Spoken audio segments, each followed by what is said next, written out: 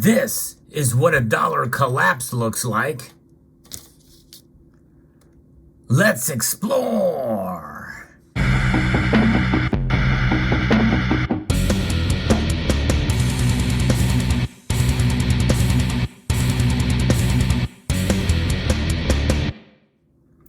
Actually, it's not quite that simple, but in a sense, that is the general gist of it. The dollar goes down dramatically. In this video, I'm going to explain exactly what it means for the dollar to collapse, to lose its status around the world. The dollar is a sense of security for all of us. We all trust it. We all utilize it here in the United States, and 60% of the world use it for transactions. I'm going to be referencing in part an article here from the Substack that talks about this. What if the dollar fails? Essentially, it would be history's greatest bait and switch. And I'm going to also talk about how you can protect yourself from a coming currency collapse, because all currencies do come to an end, at least if we follow what history has taught us over time. During the past couple of months here, major countries have been moving away from the US dollar. At least they've been signaling that move. This raises doubts about the dollar's long and dominant role in the world. In fact, just a few months ago, it was just pariah nations like Iran and Russia trying to de-dollarize. In fact, Russia essentially, with the sanctions, Russia's been forced into de-dollarization. But now we have Brazil, France, Saudi Arabia, and even Egypt is looking to separate itself and to decouple from the dollar. And this is something that is now puts under great threat the petrodollar, which was first formulated in 1973 as a sort of a way to save face and to kind of salvage the dollar's dominance around the world by Henry Kissinger back in 1973, after Nixon took us off the gold standard and closed that gold window in August of 1971. If the dollar loses its position as a global reserve currency, it will be catastrophic for the American economy. So that alone would be catastrophic, much less what's happening with inflation right now and all the other economic factors. And so it would be devastating for the American economy. And this is the American people whose backs 80 years of reserve status was built. And it will subject billions of foreigners for whom the dollar has meant decades of being bullied to history's greatest bait and switch.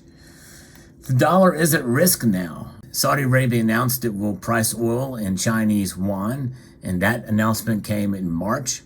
And we've seen articles from even mainstream media sources like CNN was worried about this kind of a situational awareness with the dollar. And Fox has fretted about a Weimar hyperinflation that could come as we see more and more of this stuff occur. The dollar has been the undisputed global reserve currency since the 1940s. Reserve currency status looks great on paper.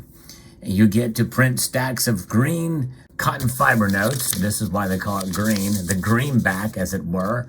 And foreigners give you essentially goods and services, mostly goods from toasters, luxury cars, copper mines, and call centers out in India. The problem is, who profits? Who gets paid when foreigners crave this cotton fiber note? And it's not the American people. It's whomever's printing money is who profits. The Federal Reserve, which means the Treasury, to whom they hand their ill-gotten profits, and also the Wall Street commercial banks. And right now there's 5 big ones, and they're getting more and more powerful by the day as we see more and more bank failure fears start to grow, as we've just recently seen another bank collapse. To see why, imagine foreigners didn't want dollars. The Fed and the banks could only print a little, since printing a lot would create inflation and voters would toss out the politicians who pass bills for this bigger spending. But if foreigners want a lot of dollars, the Fed and the banks can print a matching demand. It's like a river flowing into the money supply reservoir matched up with a river flowing out to foreigners. The reservoir stays stable and voters don't riot. That's exactly what happened after 3 rounds of quantitative easing. A lot of those dollars went overseas until they fled back to what we have a problem. And we might be at the beginning, at the cusp of some of that occurring with this de-dollarization. Even the talk of it is going to bear down on the dollar's dominance and its strength measured by the DXY. Notice where the profits went. River to foreigners didn't go to the dollar holders, which is the United States citizens. We're the reservoir. And the rest of the crony financial system essentially is hustling us. The American people think they're benefiting from the dollar's reserve status, but the profits were sucked out and handed to the people who designed the institutional fleecing we call a financial system. Where's the security in that? If we don't have the security in our dollar, where are we going to put our security? That's where gold and silver come into play, folks. And that is the solution to, as we go through and navigate the anatomy, essentially, of this dollar collapse. And gold and silver are what holds everything together and has for millennia, for thousands of years. It all goes back. They do not disappear. They do not go away. And gold and silver really is the ultimate form of money, the ultimate form of security, and you get anonymity when you hold gold and silver and utilize it. And they don't like that. They don't like it when you have that kind of power and you can be able to transact with gold and silver like in the old days. But of course, we're still quite a ways off, but they don't like the idea of security and anonymity. Precious metals provide security and anonymity if using them for transactions. However, we aren't using gold and silver every day to purchase goods and services. So likely we are engaging in business where we need to present our personal information, which is then sold to data brokers who profit by selling your information to robocallers, telemarketers, spammers, and anyone else that wants to learn more about you. That's why I'm excited to tell you about today's sponsor, Aura. Aura will identify data brokers that are exposing your information and automatically submit opt-out requests on your behalf. They'll even opt you out of junk mail and telemarketing lists. You can use my link at aura.com/salivate-metal to try 2 weeks to see how many data brokers are sharing your information, which is also linked in my description, or you can scan the QR code on your screen. Aura also monitors your emails and passwords to see if they were involved in a data breach and exposed on the dark web, and gives you recommendations on what to do. Aura's app also features a VPN, password manager, real-time credit and identity theft monitoring, internet parental controls, and protects your devices from malware. Aura has almost every internet safety tool you'll ever need, all inside of one app. Safety and security are the reasons why we stack precious metals. So limit your exposure to these data brokers and go to aura.com/salivate-metal or scan the QR code now to start your free trial. There's where we stand. And we want to be secure, not only with our identity, but also with precious metal holdings as a way to protect ourselves against the falling dollar. And make no mistake, it is falling. So we have the case that where foreigners don't want dollars anymore. If foreigners don't want dollars, and we're seeing more and more countries move in that direction, then we've got this issue on our hand. China is paying them now to sell oil in yuan, or maybe the Fed lost the plot and creates too much inflation. And whatever the case is here, demand dries up, the dollar starts to lose value, and foreigners start worrying their life savings and corporate treasuries are melting. And they sell out of the dollar. A little at first, and more if it accelerates. In fact, there's no fear really right now that the dollar is just going to collapse tomorrow. As we hear more and more talk of this occurring, and the potential that it could actually get worse with each country that decides to declare independence from the dollar, we are going to start to see it potentially accelerate. And then all of a sudden, we are in a situation where our currency is no better or no more influential than the third and fourth currency down the pike, than the pound, let's say, or the euro becomes the number one currency, or the yuan, the renminbi picks up.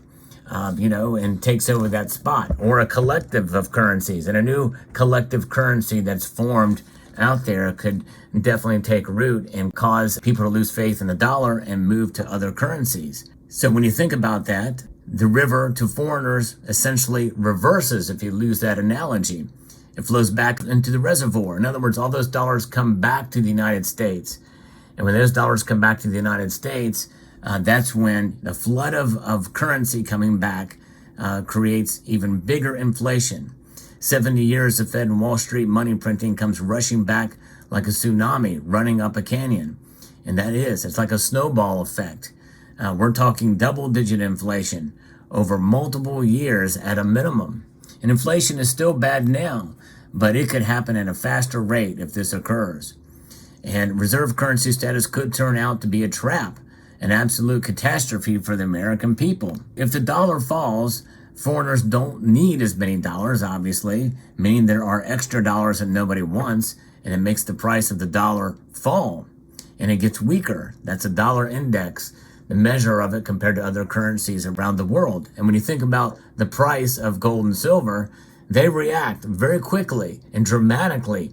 Even if the dollar index falls or goes up just a little bit, you will see gold and silver react to it. If it falls dramatically, like in this case, all bets are off the table as to how high gold and silver will go, because that's the last bastion of hope, because the other currencies that are out there are not going to be nearly as good as a dollar was back when it had dominated. So I think we're going to see probably sky-high gold and silver prices at that time. So who's left holding the bag as the dollar becomes increasingly worthless? Well, it's going to be us, the Americans, the only people who are actually obligated to use the dollar. Thanks to an obscure law passed in 1862 as a wartime emergency that nevertheless managed to stick around for over 151 years.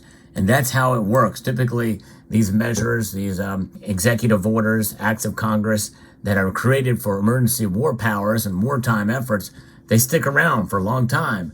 And that's just it. Once something gets entrenched in a government, it's very difficult to repeal it, to let it go, because they don't want to let go of their power. A falling dollar drives up the price of everything that comes in to America.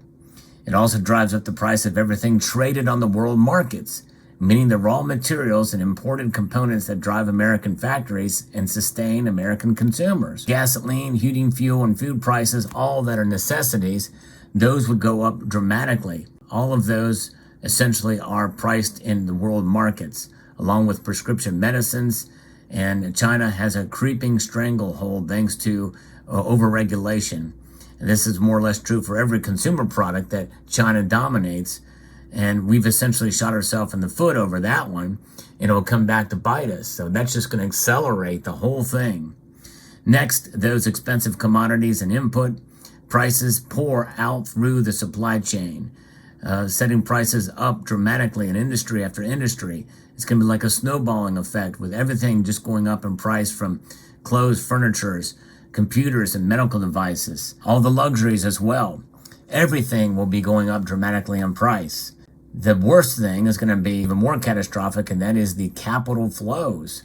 If foreigners get nervous, they sell not only dollars, but they sell assets denominated in dollars, including the most liquid, like stocks, bonds, and treasuries. Those are easy to trade. IBM stock is easier to sell than a Taiwanese factory in Wisconsin, so they will go first. So about 40% of American stocks are owned by foreigners. And look at the derivatives markets too. That would just collapse. The derivative markets would just collapse in and on itself. And about 1/3 of the corporate bonds, if foreigners start fleeing, both plunge. This could cut your 401k in half, and it could drive up borrowing costs for companies to impossible levels. That in turn would lead to mass bankruptcies, and the top of wave of bankruptcies is the Fed already engineering to try to stop the inflation that started. And it doesn't stop there. 1/3 of U.S. treasuries are owned by foreigners. That's $8 trillion in bonds.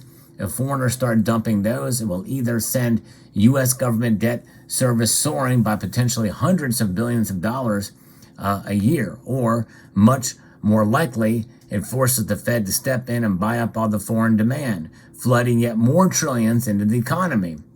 And it would flip inflation overnight, marching back towards double digits yet again. So inflation stacked up on top of inflation again. I mean, we're talking maybe 30, 40% and maybe even more.